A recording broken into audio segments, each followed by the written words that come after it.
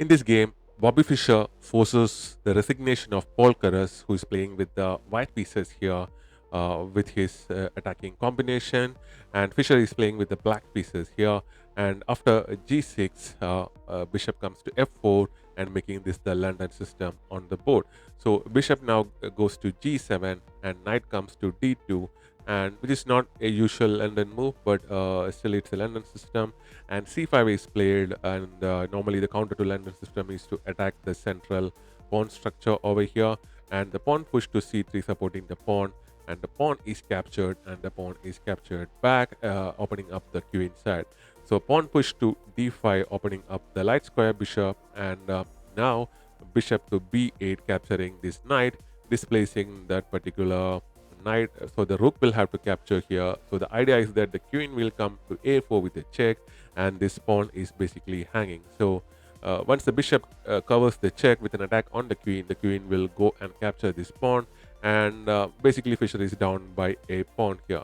So knight to e4 here, but a better move was to bring your queen over here to c7, which will activate your queen and also take control of this c file, and the rook cannot come over here. And like the king side is not developed, the bishop is yet to move, so it will take some time, and you can use that time to launch your attack on this open c file. But e3 by Paul, now activating his light square bishop, looking to do that. So the knight captures the knight, and the knight captures back, and the pawn push to e5, attacking the central pawns now. So knight moves to b3 here, trying to capture back this pawn. Maybe that might be his intention, because if you capture, you can capture back with the knight. But you can do that same thing. A better move will be to bring your knight over here to the f3 square. So then you can still do the same thing as well. So Fischer goes for the castling as of the 12th move, very late castling, and white is yet to castle. And after that, the queen comes to c5, and the rook goes to c8, attacking the queen and also taking control of the c file.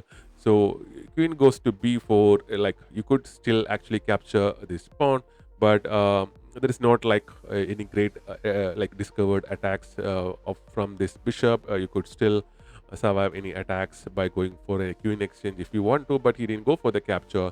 And now the rook comes to e8, and as you can see, the rooks are already occupying the semi-open files, and once the pawns get exchanged, the e file will also open up. So bishop to e2, looking at the castle on the king side now, white. And after the pawn is captured, the e pawn captures the d4 pawn, the knight captures back, and the queen goes to h4, launching an attack on that weak f2 square. This allows the capture of the pawn on b7 by the queen, and Fischer goes ahead and captures this knight over here. And instead of recapturing this particular bishop and exposing your king, he goes for the capture of this undefended bishop over here on d7.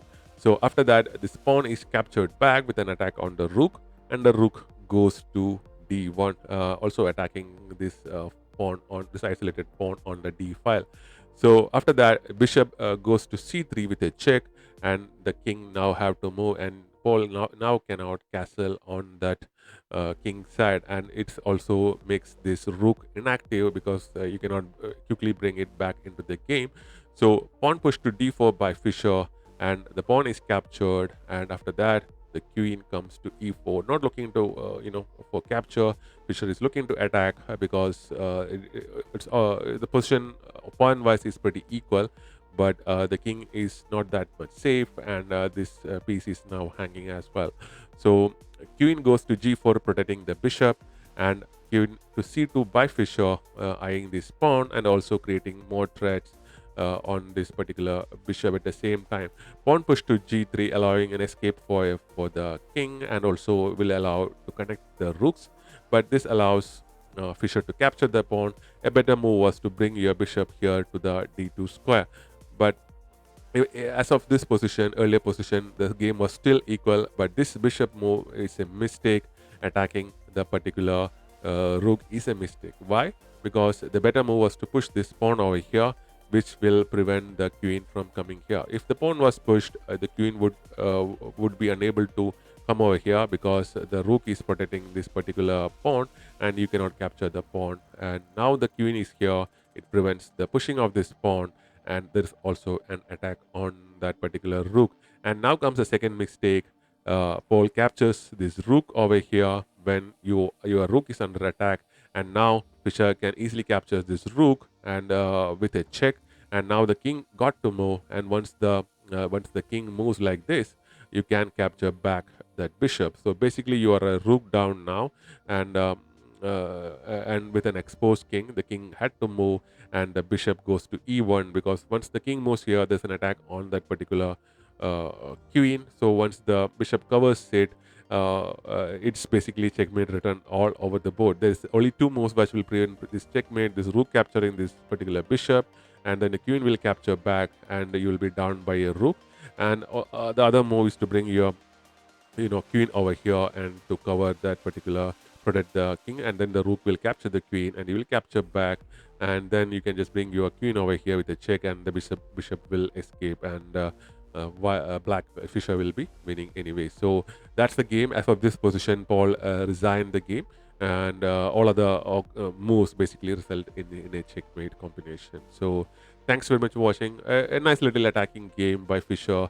Paul Keres made too many mistakes after playing a little bit okay until like the middle game, but his mistakes, as of these moves, became costly. These two mistakes basically costed him the match, and with an exposed king. So thanks for watching. We'll be back with more such videos.